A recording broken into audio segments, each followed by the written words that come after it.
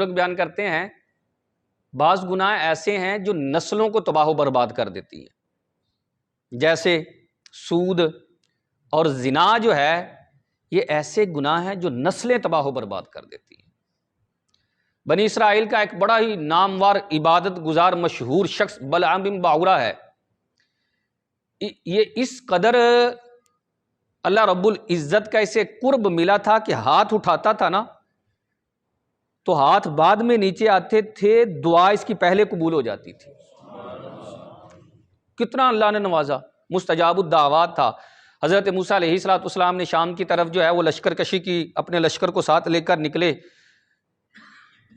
تو وہ لوگ نا اس کے پاس آئے، کہا تم موسیٰ علیہ السلام کے خلاف بد دعا نہیں کر دیتے کہ ان کا لشکر جو ہے تباہ و برباد ہو جائے؟ اس نے کہا کیا بات کرتے ہو، وہ اللہ کے نبی ہیں، میں دعا کروں گا تو یہ تو تباہی میرے لیے ہو جائے گی۔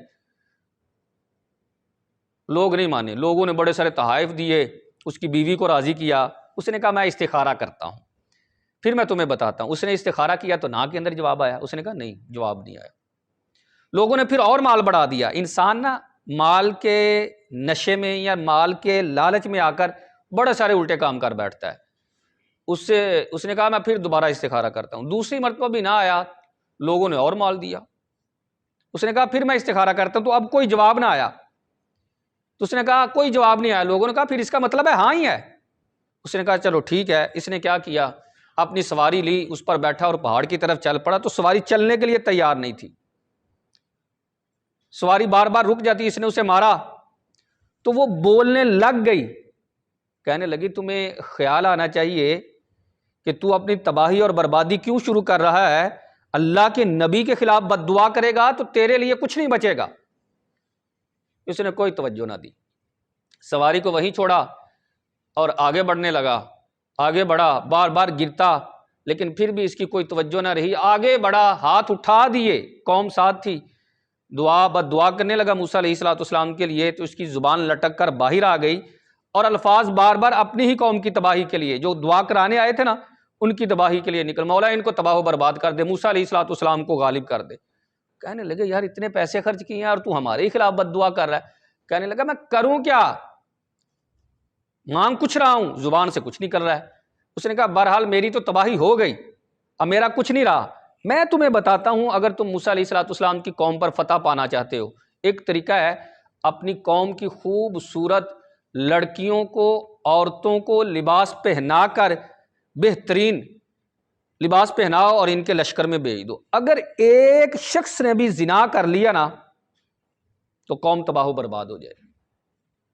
اچھا، ایسا ہی کیا، انہوں نے بہترین لباس پہنائے، زیورات پہنا کر ان کے لشکر میں بھیجا۔ تو موسیٰ علیہ السلام کی قوم میں ایک شخص تھا، اس نے ایک عورت کو دیکھا تو اس پر فریفتہ ہوا، موسیٰ علیہ السلام کی بارگاہ میں اجازت چاہی۔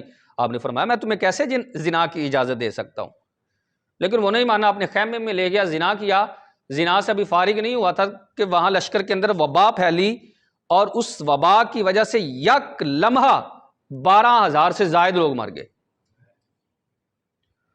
موسیٰ علیہ السلام کے ایک قریبی تھے، انہوں نے جا کر اس شخص کو پکڑا اور فوراً قتل کیا، اور اللہ کی بارگاہ میں توبہ کی کہ مولا اس کی گناہوں کی نحوست ہم پر نہ ڈال، تو ہمیں معاف کر دے۔ اللہ نے معاف تو کر دیا، لیکن اس وقت وہ جنگ ہار گئے۔ ایک زنا کی اتنی نحوست ہے کہ تباہی شروع ہو جاتی ہے۔ آقا کریم علیہ السلام کی بارگاہ میں ایک شخص آیا نا، یا رسول اللہ صلی اللہ علیہ وسلم میں اسلام تو قبول کیا ہے مجھے، لیکن اجازت دیں کہ میں زنا کر سکوں۔ صحابہ کو اتنا غصہ آیا، فرمایا تو کس کی اجازت لینے بیٹھ گیا ہے، ایک حرام کام کی اجازت؟ لیکن سرکار کی حکمت عملی پر قربان جاؤں، آقا کریم علیہ السلام نے کوئی ڈنڈا نہیں اٹھایا کہ اس کو جو ہے وہ پکڑ کر مارا جائے، یہ کیا کام کرنے آ گیا۔ سرکار بڑی حکمت عملی تھے اور سمجھدار تھے آقا کریم علیہ السلام، کیونکہ ساری سمجھے تو آقا کریم علیہ السلام کے ہیں، اور ان کے صدقے جو ہے ہم جیسے گناہ گاروں کو ملی ہوئی ہیں۔ سرکار نے قریب بٹھایا اور فرمایا کیا تو یہ پسند کرتا ہے کہ تیری ماں کے ساتھ کوئی یہ عمل کرے؟ کہا نہیں۔ فرمایا کیا تو یہ پسند کرتا ہے کہ تیری بہن کے ساتھ یہ عمل کوئی کرے؟ کہا نہیں۔ سرکار نے مختلف رشتہ دار گنوائے، کہا نہیں۔ سرکار نے فرمایا جب تو یہ پسند نہیں کرتا تو کیا کوئی دوسرا مرد پسند کرے گا کہ اس کے ساتھ یہ کیا جائے؟ اور کہتے ہیں کہ ابھی بھی وہ صحابی کہتے ہیں ابھی میرے دل سے زنا کی محبت نہیں گئی تھی، سرکار نے ایسے ہاتھ مارا اور ہاتھ مارنے کی دیر تھی کہ زنا کی محبت نکل گئی اور اللہ نے اپنا خوف میرے دل میں ڈال دیا۔ زنا تباہی لے کر آتا ہے، نکاح کے فوائد ہیں، اسلام نے نکاح کو پرموٹ کیا ہے،